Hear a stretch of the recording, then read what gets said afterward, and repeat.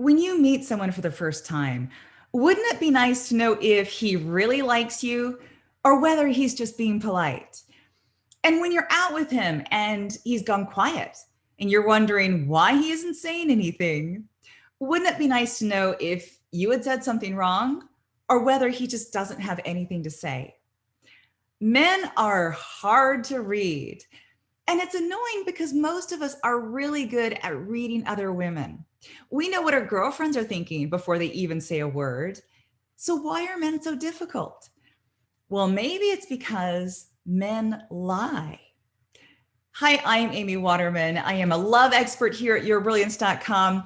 And in this video, I want to share what the science of emotional intelligence says about reading the opposite sex. You will learn why men are so confusing and how to cut through to the truth.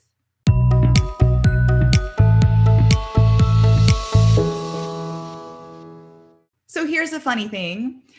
Men lie about themselves 8 times more than they lie about other people. So they engage in what is known as self-serving lying.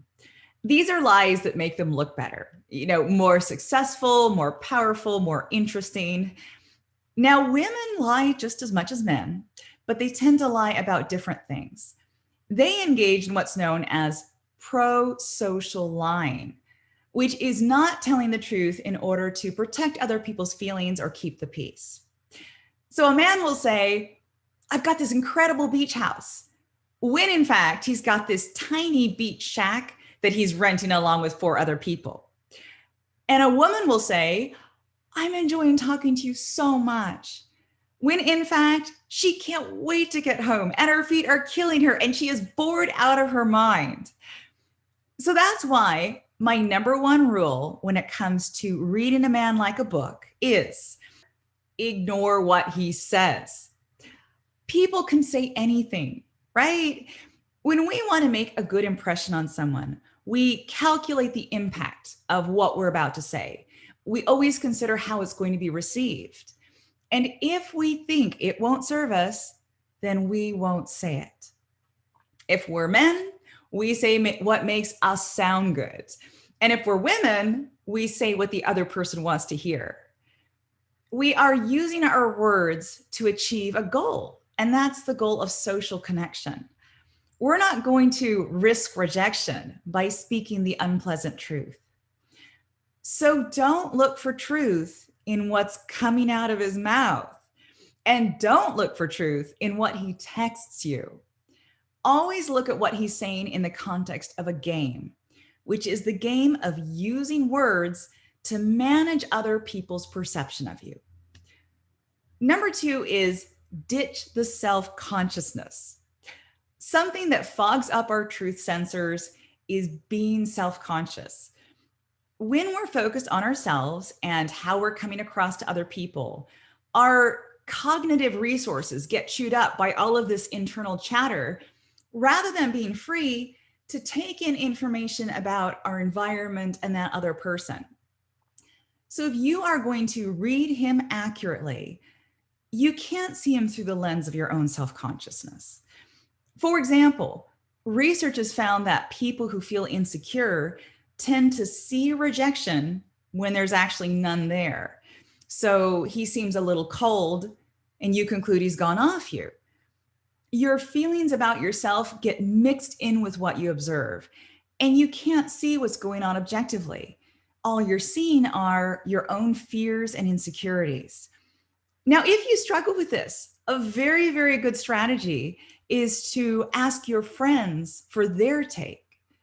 So maybe you're wondering if he's really into you.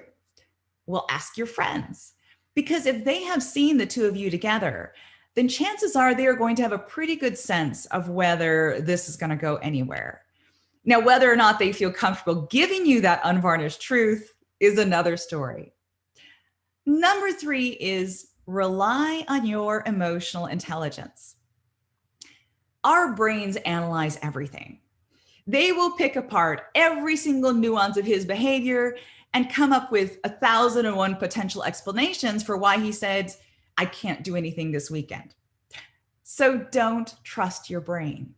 Trust your emotional intelligence. So we have a system that is completely beneath our conscious awareness that can read people's emotional states instantly. We developed this emotional awareness back in the dawn of time to help us gauge whether a stranger was a friend or a foe. You see, we didn't have time to talk to people to figure them out. We needed to know instantly whether somebody was an ally or just looking to use us. And today, we still have this enormous apparatus that gives us emotional awareness. The only problem is our brains drown it out. So, how do we learn to listen again? Well, try this. When you want to read a man, block out what he's saying and block out how you feel about what he's saying and block out how you're feeling about yourself.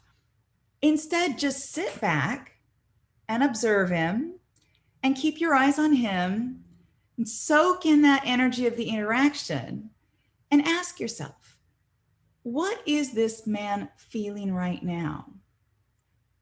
And then trust the answer that comes to you. We automatically pick up how other people are feeling. And sometimes we can confuse it for our own feelings, like when you're around somebody nervous and then you start feeling nervous yourself. You may not be able to tell whether he's telling you the truth, but you can almost always pick up how he's feeling underneath. And that feeling is his truth in that moment. The story you come up with to explain it is yours. So, for example, if he's nervous, you might think that you're making him nervous, when in fact, this is his first date in months and he's worried he's lost his touch. So don't confuse your story with his experience. And that's rule number 2, right? Use your senses to pick up on how he's feeling in that moment, and then just sit on that information. Emotions are our raw truth. We can't fake how we feel. And sometimes they tell us things that we would rather not hear. If you can separate what he's saying and how you feel from the situation, then you can often see the truth staring at you in the face. What you do next with it is up to you. Now, did you know you can use the power of emotional intelligence to give a man the feeling of love in a bottle?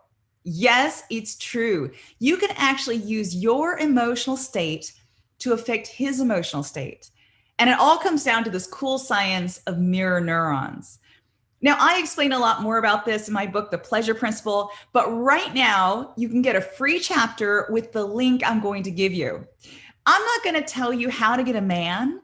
I'm going to tell you how to use your pleasure to attract men. No pleasing men required. Get it now using the link below. See you next time.